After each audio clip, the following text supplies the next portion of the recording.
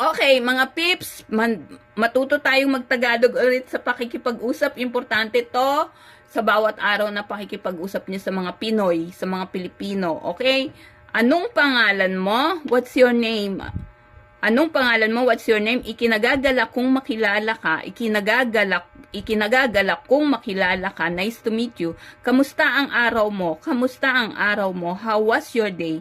Anong oras na? Anong oras na? What time is it? Magkita tayo ng, eto ha, alas 7, alas 8, alas 9, alas 10, alas 11, alas 12.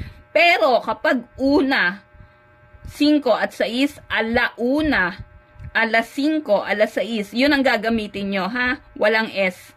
Alas 2, alas 3, alas 4. Okay? Ng umaga o ng hapon. So, magkita tayo ng